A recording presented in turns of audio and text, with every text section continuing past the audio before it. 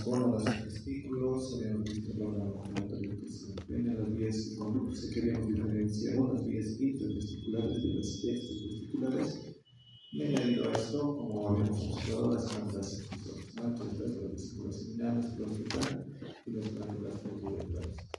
Habíamos visto toda esta estructura, el testículo habíamos revisado, los conductos seminíferos, el epitelio que conforma los conductos seminíferos. Habíamos visto la espermatogénesis bajo el estímulo de la testosterona. Habíamos visto las células de Leydig que cumplen una función bastante importante porque estas células son las que secretan la testosterona, y habíamos visto que a nivel del embrión, a nivel de la pubertad y en el adulto juegan un papel muy importante, ¿no? También habíamos ido diferenciando ahí a los conductos intratesticulares y diferenciando los tipos de epitelio que tiene cada uno de estos, y el tejido conectivo adyacente al epitelio, ¿cierto? El epitelio también lo habíamos visto, que ya era parte de los conductos extratesticulares y que tenía también un epitelio característico, un epitelio estratificado y el colesterol. No habíamos visto por lo de frente que continúa al epidídimo, y habíamos visto también que tiene un epitelio específico, la planta carbonaria conformada por el músculo liso que tiene una disposición en relación a tres caras, ¿no? Habíamos visto el conducto eyaculador, cómo está conformado, y habíamos visto que desemboca a nivel de la uretra prostática, ¿no? Y nos habíamos quedado acá. Entonces, las glándulas genitales accesorias son un componente importante que van a ser parte de lo que viene a ser el líquido seminal, ¿no? Entonces, vamos a ver que dentro de lo que viene a ser el aparato reproductor masculino, vamos a tener a las vesículas seminales, a la próstata, que es a la que le vamos a dar un poco más de énfasis por la correlación clínica que se tiene, y por último las glándulas bulbo-uretrales. Entonces, aquí ven en la anatomía cómo están distribuidas las vesículas seminales apoyadas en la pared posterior de lo que viene a ser el inferior de lo que viene a ser la vejiga, ¿no? Tenemos a la próstata, que también está en la parte ya más inferior de la vejiga, y como están observando, una vez que se empieza a estructurar, digamos, en el órgano uretral, la primera porción es la uretra prostática y está envuelta por lo que viene a ser esta glándula, ¿no? La próstata, y tenemos por último las glándulas bulbo-uretrales. Las vesículas seminales, ¿no? Entonces, como habíamos visto en la anterior diapositiva, eran dos y están localizadas adyacentes a la pared posterior e inferior de la glándula próstata. No poseen un epitelio cilíndrico, sí, un epitelio alto, porque va a ir a estructurar un componente también glandular secretorio, ¿no? Y lo que va a ir a generar en él es un líquido viscoso rico en fructuosa, ácido ascórbico que vendría a ser vitamina C, y también prostaglandinas que constituyen alrededor del 50% del semen eyaculado. Este componente seminal que se genera por las vesículas seminales en relación al ácido ascórbico de la vitamina C y la fructuosa es un componente bastante importante para los espermatozoides, ¿no? Gracias a este componente que va a secretar las glándulas seminales, los espermatozoides van a poder de alguna manera también nutrirse y generar la funcionalidad que estos tienen, ¿no? Entonces, la presencia de este componente que es azúcar, ¿no? La fructosa y el ácido ascórbico son componentes bastante importantes para el proceso de funcionalidad de lo que vienen a ser los espermatozoides. Como ven, 50% de esta secreción de las vesículas seminales es lo que va a conformar el semen eyaculado, ¿no? Entonces, cuando veamos un corte histológico, vamos a ver nosotros este componente. Al ser una glándula, vamos a ver un conducto, un montón de conductos, porque es igual un conducto que es tortuoso, que tiene bastantes irregularidades dentro de su distribución dentro de las vesículas seminales, y vamos a poder evidenciar este epitelio, ¿no? Como están viendo, tiene un epitelio cilíndrico siempre alto, ¿no? Y como están pudiendo ver aquí en la luz de este conducto, por ejemplo, estamos observando los espermatozoides, ¿no? Entonces, gracias a ese componente glandular de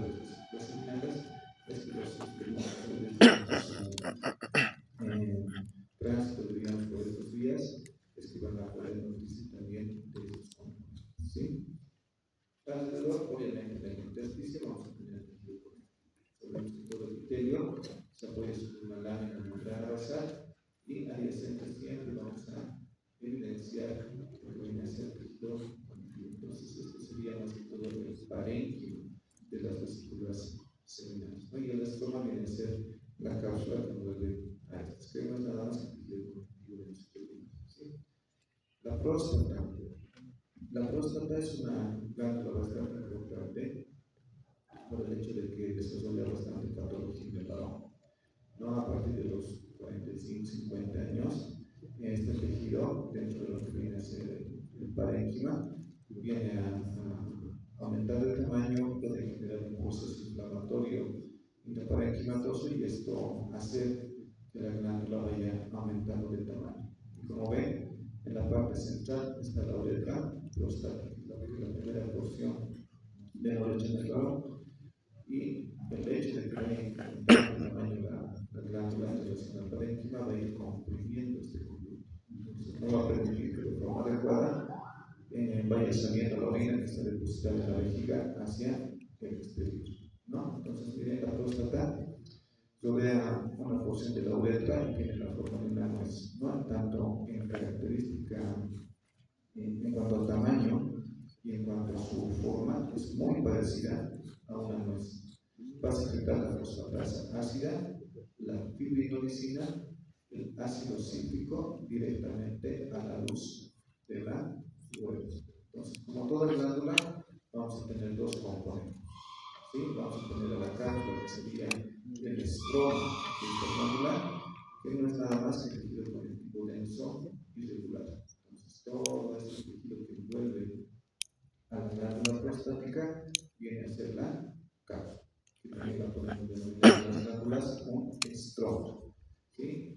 Como les digo, es tejido conectivo denso y regular.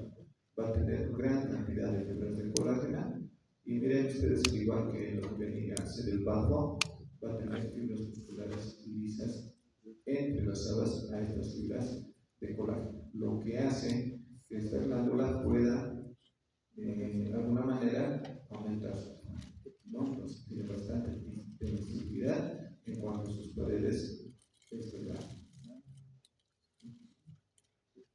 Ya el parénquima, que vendría a ser la parte más interna y es lo que más nos interesa de esta glándula, en las patologías que va a generar, vamos a ver que está conformada por un conglomerado de glándulas túbulo-alveolares. Estas glándulas tubulo-alveolares están dispersas entre 30 y 50 dentro de lo que viene a ser el parénquima prostático y se van a ir diferenciando en tres capas que van a ir desde la parte más interna a la parte más externa, diferenciadas de la siguiente manera. En primera instancia, cerca a lo que viene a ser el conducto eyaculador, vamos a tener a las glándulas mucosas, ¿sí? Ya en la parte intermedia vamos a encontrar las glándulas submucosas y en la parte ya más externa de la glándula de la próstata vamos a encontrar a las glándulas principales. ¿Ya? Vamos a ver que estas glándulas dentro de su epitelio vamos a poder evidenciar un epitelio cilíndrico simple, lo mismo que habíamos visto anteriormente en lo que venía a ser las glándulas, ¿no? Entonces, miren, esta es una parte bastante importante que está en el libro de Ross Paulina por la correlación clínica con la próstata.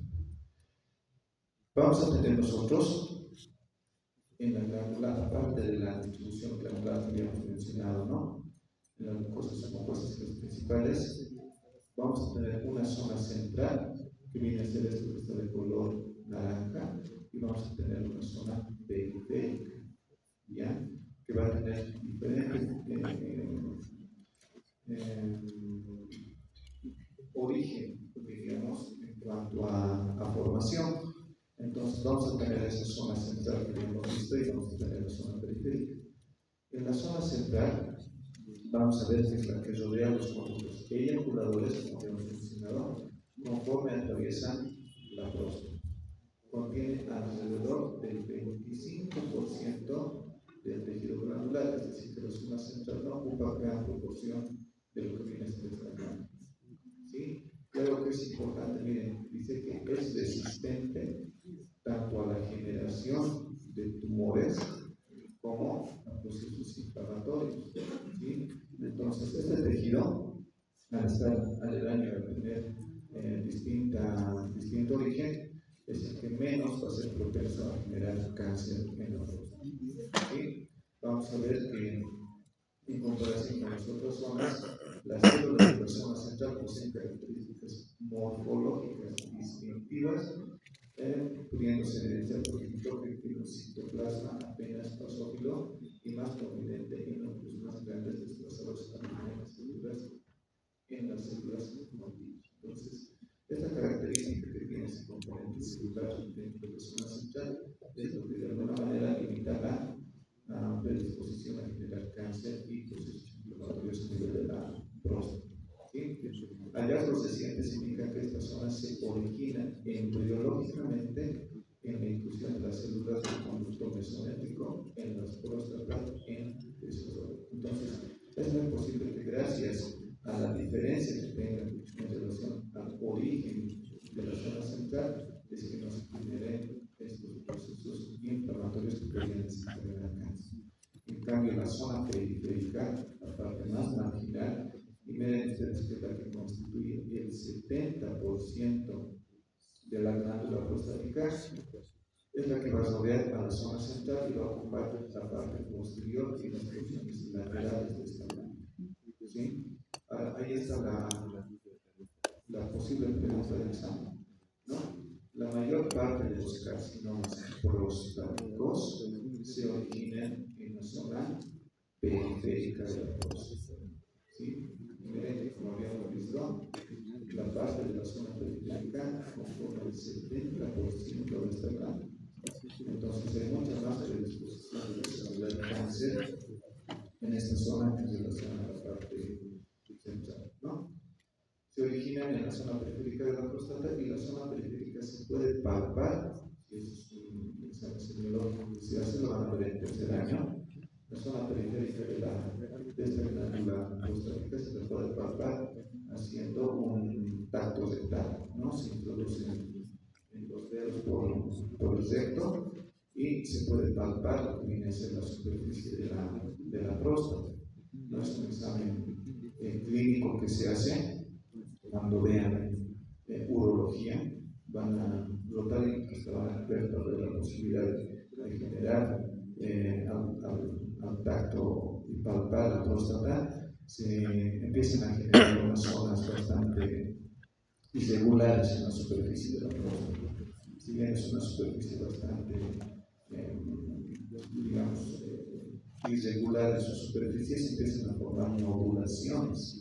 Y esas nodulaciones son lo que se va a palpar y nos da clínicamente una sospecha de que puede estar iniciándose un cáncer en la próstata, ¿no?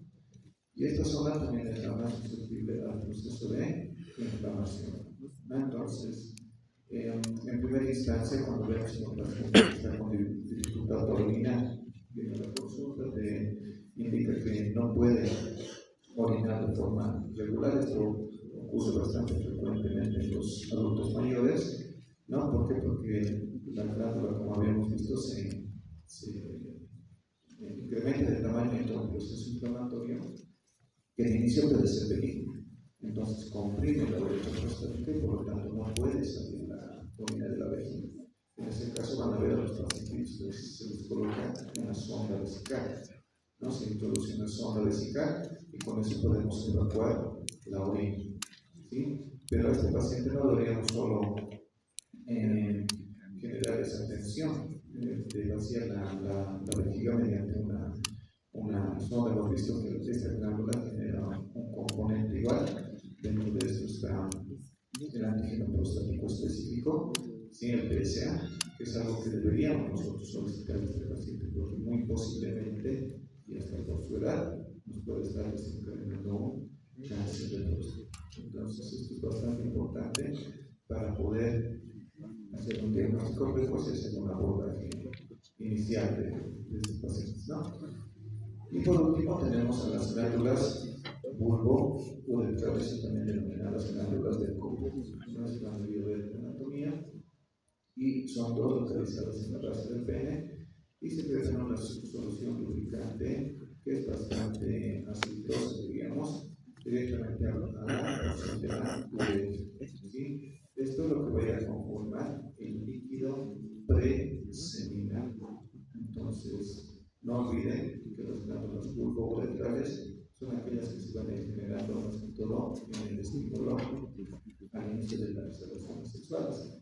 Y esto es lo que va a generar un lubricante, digamos, que va a ser sujetado directamente a la uretra y se va a conocer como líquido preseminal. Y aunque parezca un poco hasta gracioso, pero esto es bastante fundamental para que se pueda generar una lubricación al momento de las relaciones sexuales, que no se pueda generar algún tipo de irritación, diríamos, a nivel incluso de la vagina de la mujer y de lo que viene a ser el glande en el bajo, ¿no? Entonces es bastante importante porque muchas veces la falta de generación de este líquido preseminal por las glándulas bulbo-uretrales puede desencadenar grandes problemas al momento de generar las relaciones sexuales. Por eso, ¿no? Entramos por esta correlación y va a tener un epitelio que va desde el púbico asimétrico. Nos podemos encontrar una variabilidad en la luz del epitelio de estas glándulas bulbo-uretrales que puede variar de púbico asimétrico. La secreción glandular, claro, el tipo mucoso contiene una gran cantidad de galactosa, galactosamina, ácido galacturónico, ácido ciálico y metilpentosa. Miren que no es una secreción cualquiera la que generan las glándulas bulbo-uretrales, y esto, miren, dice que la estimulación sexual determina que se libere esta secreción, la cual constituye la parte principal del líquido preseminal y sirve para lubricar la uretra. Es esponjosa, neutralizando cualquier rastro de orina ácido. Entonces, es importante esta secreción glandular, no por el estímulo sexual que se genera a un inicio, ¿para que hasta se pueda neutralizar el componente ácido de la orina y no pueda vaciarse en una relación sexual, a lo que viene a ser la vagina, que podría condicionar a modificar el pH y predisponer a generar patologías. ¿No? La modificación simple del pH vaginal ya puede predisponer que las bacterias que normalmente habitan en la mucosa de la vagina de la mujer, que son las bacterias de Doramin, entonces puedan proliferar y generar procesos infecciosos. Entonces, bastante importante la secreción de las glándulas bulbo-uretrales como líquido preseminal. Como líquido preseminal antes del proceso de eyaculación. ¿Ok? Y vamos a ver al órgano copulatorio que habíamos visto en el inicio, que es el pene, y que va a actuar como un órgano excretorio para la orina, por una parte, y como el órgano masculino de la cópula para el depósito de los espermatozoides en el aparato reproductor. Ustedes han visto la anatomía, cómo está conformado anatómicamente, su morfología interna, de lo que viene a ser el lo que viene a ser los vasos cavernosos, vasos sanguíneos bastante importantes, ¿no? Como la arteria y la vena dorsal del pene. Habíamos podido evidenciar tal vez los tejidos conectivos que tienen, y gracias a la gran vascularización que se tiene en el tejido conectivo periférico, lo que viene a ser los cuerpos cavernosos, es que se produce la erección del pene, ¿no? Entonces, la irrigación juega un papel bastante importante en ese sentido. Y obviamente, por la parte más externa, vamos a tener piel, ¿no? Vamos a observar el piel en la parte más superficial, que es lo que va a ir a descubrir este órgano dental, ¿no? Esto es importante, una posible pregunta de examen, y vamos a ver que la uretra desde su origen hasta llegar al meato urinario va a tener un trayecto bastante largo, ¿no? No es como de la mujer. Van a ver en la siguiente teórica La uretra en la mujer es bastante cortita y eso es lo que le condiciona muchas veces en general también infecciones urinarias. En el varón es bastante largo, por lo que muy difícilmente se van a producir infecciones urinarias, ¿no? Miren, la uretra va a tener tres porciones. La primera porción, la inicial, que habíamos hablado, rodeada por la próstata, es la uretra prostática. Ahí está, le va a seguir la uretra membranosa y al final va a terminar en la uretra esponjosa o peniana para desembocar en la vesícula muscular, que está ya en la parte externa, no superficial en el grano, ¿no? Entonces, la porción prostática va a tener un episodio de transición, es porción inicial. No olviden que la vejiga, ¿sí?, va a tener ureterio, y es el periodo de transición. Y al continuar con la primera porción de la uretra prostática, vamos a evidenciar en esta zona un periodo de transición.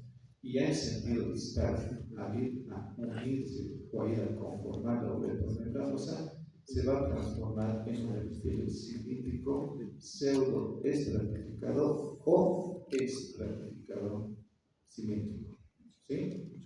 Ya en la porción membranosa vamos a encontrar específicamente el epitelio cilíndrico estratificado, ¿ok?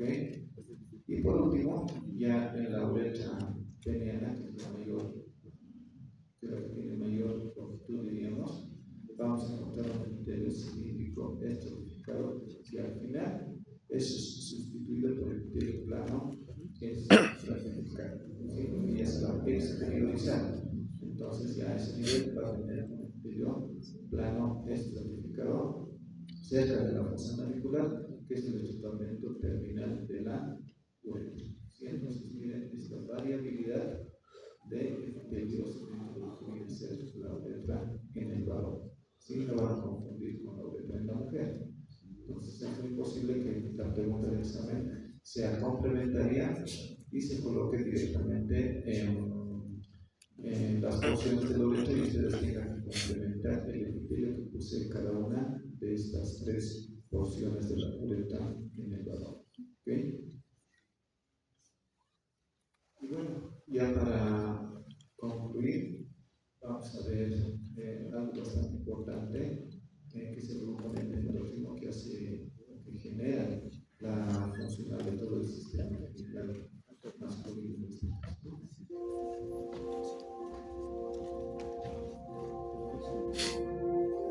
Para comprender el funcionamiento del aparato reproductor, tanto masculino como femenino, debemos entender primero la función de las hormonas. La hipófisis es el principal de los órganos de secreción de estas sustancias, sobre todo en lo que se refiere al control de las funciones genitales. La hipófisis se encuentra en la silla turca, en la base del cráneo. Junto a ella está el hipotálamo. En él se produce, entre otras, la hormona liberadora de gonadotropinas o GnRH, que controla la secreción en la hipófisis de la FSH y LH. Ambas hormonas son transportadas por el sistema sanguíneo hasta los testículos, donde estimulan dos tipos de células que se corresponden con dos funciones distintas. Por un lado, la hormona folículo-estimulante, FSH, actúa sobre el epitelio germinal de los túbulos seminíferos en las células de Sertoli de sostén y las células que producen los espermatozoides. La FSH se encarga, por lo tanto, de estimular la espermatogénesis. Por otro lado, la hormona LH activa las células intersticiales de Leydig, responsables de la esteroidogénesis, es decir, de la secreción de testosterona.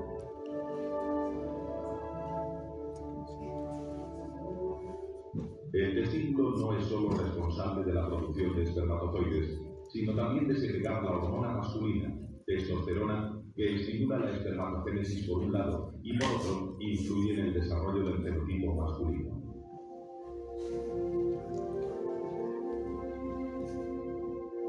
La espermatogénesis comprende una serie de procesos de proliferación celular que terminan con la producción de los espermatozoides. Estos se desplazan luego por los túbulos seminíferos hasta el epidídimo, donde se acumulan terminando su proceso de maduración.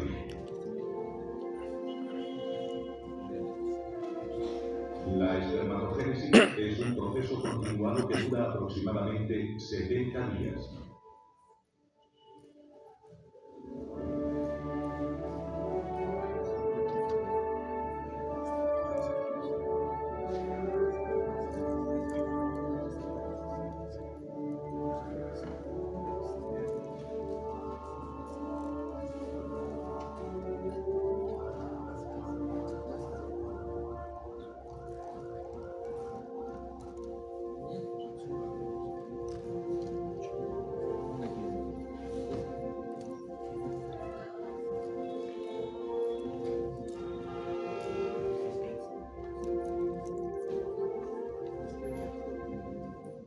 Durante la eyaculación, los espermatozoides pasan desde el epidídimo hasta la uretra a lo largo del conducto deferente.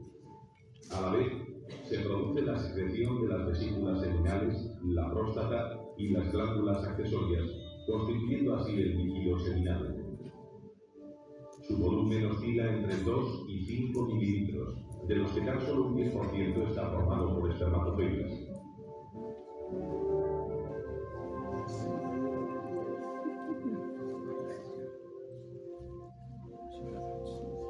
Su concentración varía entre 40 y 100 millones por mililitro. Tienen una movilidad muy activa. En su estructura podemos distinguir cabeza, cuello y cola.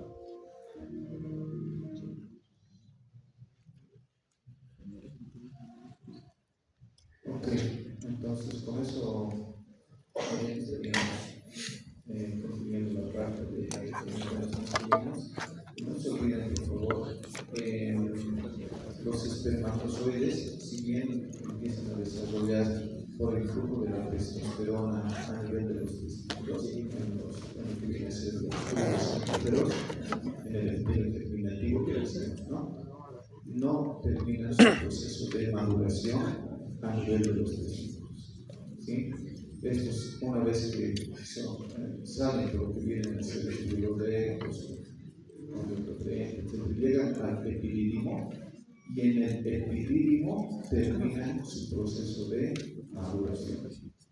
¿Sí? Al tener un epitelio pseudoestratificado con estereocilios, los estereocilios no son móviles, a diferencia de los cilios, entonces permanecen transitoriamente en el epidídimo y ahí es donde termina su proceso de maduración. Entonces no olviden, eso también puede ser pregunta de examen. A nivel de qué región de los conductos, en este caso extratesticulares, concluye o termina el proceso de maduración de los espermatozoides. ¿Sí? No se olviden del influjo hormonal, que es bastante importante para el desarrollo de los espermatozoides. No se olviden de que la criptorquidia, que podría ser unilateral o bilateral, y que es la orquidopexia, que también hemos hablado en la anterior clase.